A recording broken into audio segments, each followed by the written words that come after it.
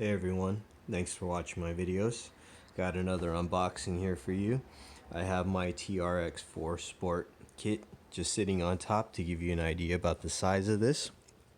So I opened this up, or I cut it open because I thought it'd have another carton inside, but I guess it's so big that didn't include one.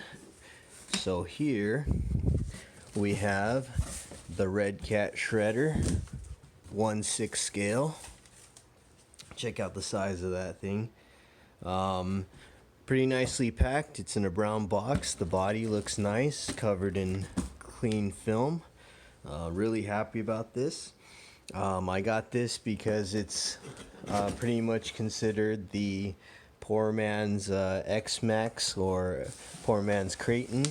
One of my favorite RCs that I hope to have one day is an xmaxx, but it just costs too much. So I'm definitely gonna have fun with this first and work my way up into the giant RC segment.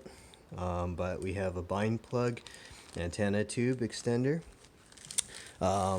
If you watched my Redcat Thunder Drift video, you might have heard me say that Redcat uses value RC components such as this. This is a rebranded FlySky GT2 receiver for AA batteries. A lot of the I'm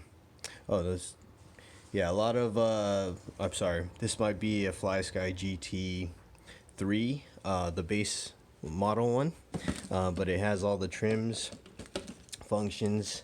You might see in the VRX and HSP unboxings I have, they use the FlySky GT2. That's the one with the 8 AA batteries.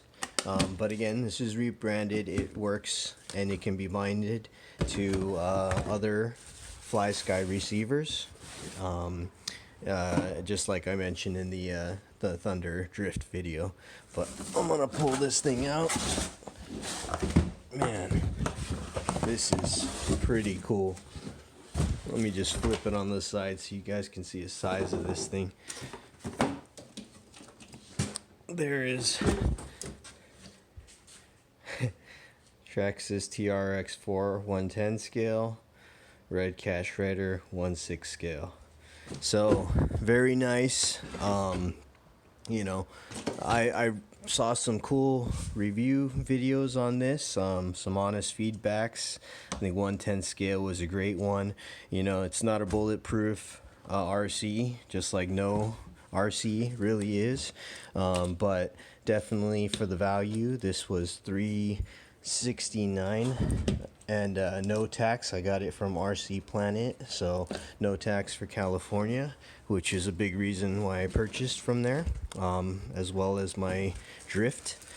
But very nice body, film protector all around, very clean, so I'm happy about that. Metal chassis, metal top brace, and plastic tubs to keep some dirt out and protect on the side. But very cool. This is they just advertise it as a 1300 kV brushless motor, but I believe the size of it is a 3674. I'll have to measure it to confirm. It does come with this kind of strange motor mount design where it's clamped into the heatsink. So that was one of the drawbacks of it, but I do have a solution in mind that I might do to get a fatter motor in there, but I don't see the need for it for the time being. I really do want to enjoy this in the stock form for as long as I can, but check out these giant oil-filled shocks. Very nice travel, good dampening. These big old tires right here, wheels, 17mm hex. This does come with the plastic spur gear, and from all the reviews I've watched and read, there's no issues if you just enjoy this as is. It does support a 4S setup, 4S power system from stock. You can see that it's ran in series to two 2S lipos. You have to provide your own. So yeah, you need to provide your own 4 AA's, your own 2S LiPo batteries, or ×2 or one 4S pack. Um, I do plan on swapping this ESC to a 150 amp, and that way I can run a 6S.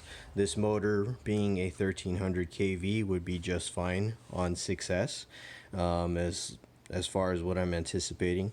The only other upgrade I might do is just put a 35 kg servo into here, just because of how massive these are. And but I'm super happy about this, and it looks awesome. So check this out, better view of this massive thing. And again, I'm really happy about this. Make sure you can find spare parts support. RC Planet happens to have all the main spare parts for this, so I felt comfortable going in.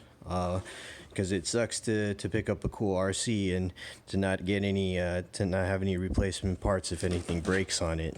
Because that's the whole part of the hobby, is being able to run this thing continuously.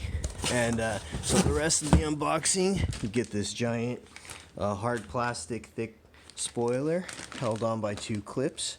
So that's pretty cool. This would be considered, I guess, a truggy, stadium truck. But man, I can't wait to get this thing out. Other than that, we got the manual. I have spare parts, but aside from that, it did come in this brown box, which I have no issues with. Nothing was broken. And again, look at how cool that thing looks.